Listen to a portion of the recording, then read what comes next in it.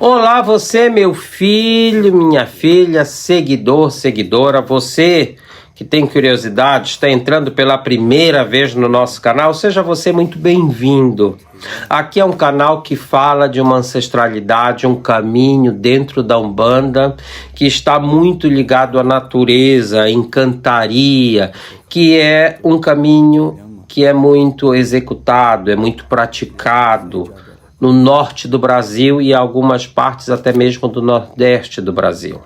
Eu, como venho do norte do Brasil, também tenho o cunho e o meu terreiro trabalha com a energia, com a força e com a ancestralidade da encantaria. Bom, você que não me conhece, eu vou me apresentar. Mentor Carlos ou Pai Carlos, seja você muito bem-vindo ao nosso canal. Hoje eu vou falar para vocês uma história muito bonita de uma grande entidade, de uma divindade que trabalha em terreiros no norte do Brasil, conhecido como Tartaruguinha do Pará. Um dos representantes da encantaria que trabalham na pagelança, que trabalha na cura, que trabalha na defesa e que traz o conceito da espiritualidade, da encantaria, usando a força e os elementos da natureza. Hoje você vai conhecer um pouquinho a história do índio Caimbê, que ficou conhecido como Tartaruga, o seu segundo nome, e depois como Tartaruguinha do Pará na espiritualidade. Espero que você goste da nossa história. Existia uma aldeia no norte do Brasil chamada Aruã. Ficava numa ilha chamada Ilha do Marajó, às margens do Amazonas. Uma ilha banhada por águas fluviais, águas doces. E este índio, desde muito pequeno, desde criança, ele sempre cuidou das tartarugas que ali vinham. Mas antes de eu começar a história, eu vou explicar um pouquinho sobre essas tartarugas. Estas tartarugas são conhecidas como tracajás, tartarugas de águas doces, aonde este índio, Caimbê, era o protetor desde criança dessas tartarugas, que ali vinham, colocavam os seus ovos, ele cuidava desde a incubação, quando eclodiam esses ovos, ele ajudava as tartaruguinhas a irem com segurança para dentro dos rios. Então, por isso, ele, quando cresceu, recebeu um segundo nome de tartaruga, dado pelo pajé da aldeia. Bom, com o passar dos anos, Caimbê cresceu. E, ao crescer, se tornou cacique da sua aldeia. E recebeu a missão do pajé que cuidasse da natureza, que cuidasse de toda aquela região que ele vivia, da ilha, que estava na volta não somente da aldeia, mas aonde ele pudesse chegar com a sua força de cacique, com o seu povo, para cuidar da natureza. Por quê? Porque o pajé, em um sonho, viu que grandes embarcações viriam e iriam trazer o homem branco. Só que o homem branco viria com sede de destruição. Inclusive o pajé associou o homem branco com uma formiga chamada, no norte do Brasil, de saúva. É uma formiga cortadeira, é uma formiga que quando ela vai para uma região onde tem verde, ela corta todas as folhas, ela corta até mesmo a folhagem de pequenas árvores. Está bem que é uma forma de defesa e uma forma para poder alimentar as suas larvas até virarem formiga. Mas o pajé comparou o homem que viria tal qual igual, famintas de destruição, e iria destruir tudo que estava na volta da ilha e da sua aldeia. Bom, todos os dias Caimbê pedia a Tupã, divindade maior, cultuada pela sua aldeia, para que não chegasse esse dia, o dia que viria os homens brancos. Deixa eu explicar uma coisa para você, mesmo sendo do Brasil ou de outro país, o Amazonas tanto é banhado por águas fluviais, quanto também é banhado por águas do Oceano Atlântico, águas salgadas, que se juntam, fazem os braços e os leitos que levam a todas as cidades próximas e que estão dentro do Amazonas ou ali pelo norte do Brasil. E esta ilha, a Ilha do Marajó, também era banhada por essa mistura, dando facilidade para que essas embarcações viessem. E tal qual igual o sonho do pajé, chegou o dia que o homem branco chegou com as suas embarcações, com o conceito de conquista, querendo usurpar, tirar o máximo possível da natureza. Bom, doeu na alma de Caimbé, doeu no seu ori ver o homem branco chegar às margens da sua aldeia. Por quê? Porque eles chegaram com a alma de caçadores.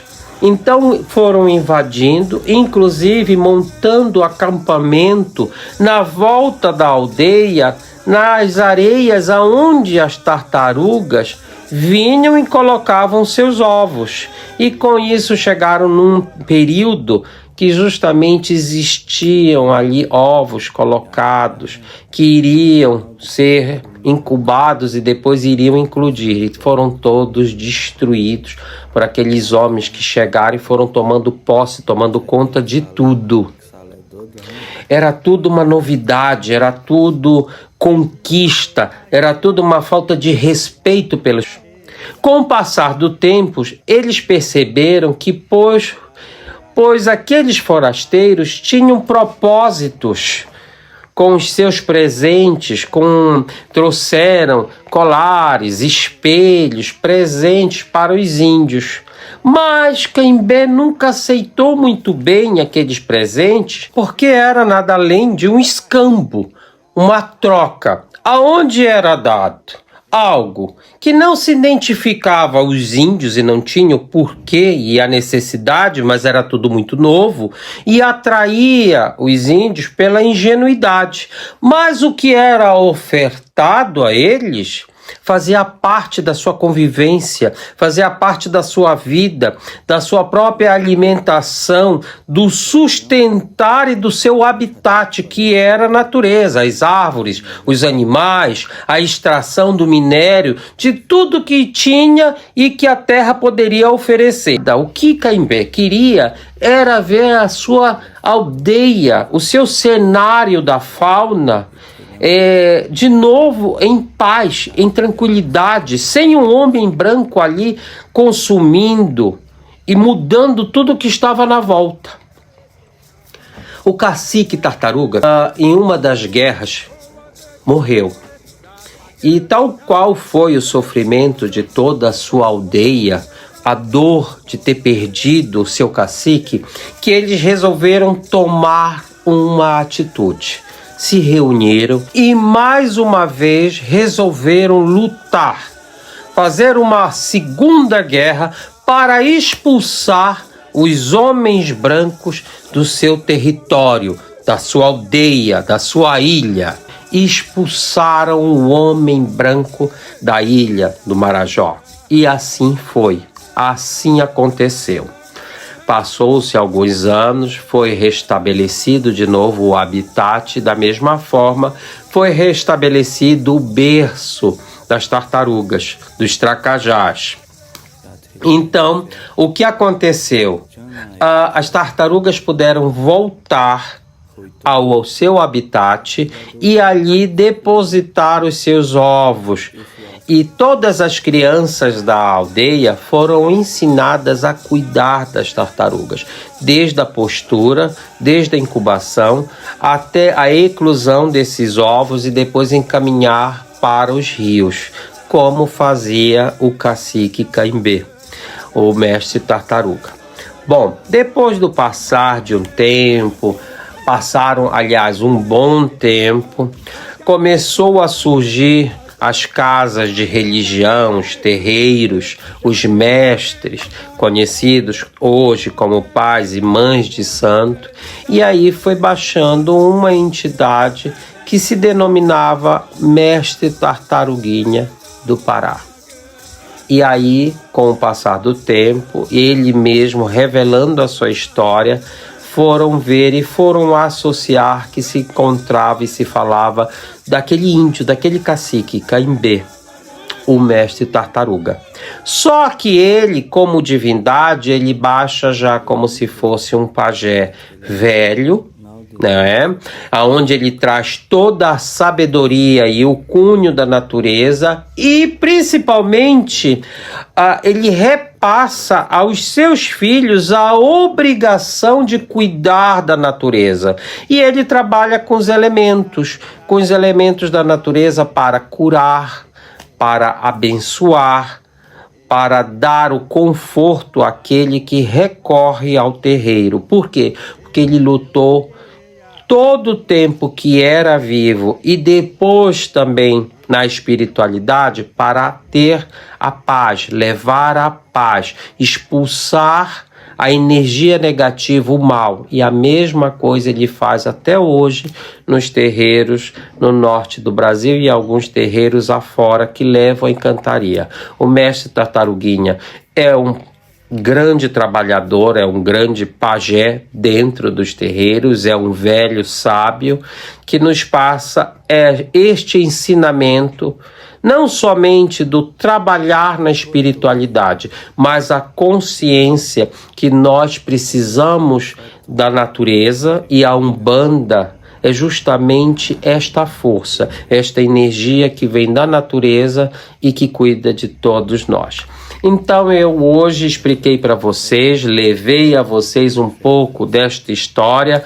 O mestre Tartaruguinha do Pará, quando vivo, tinha o nome de Caimbé, depois recebeu seu segundo nome de Tartaruga, e é uma belíssima história dentro da encantaria do norte do Brasil.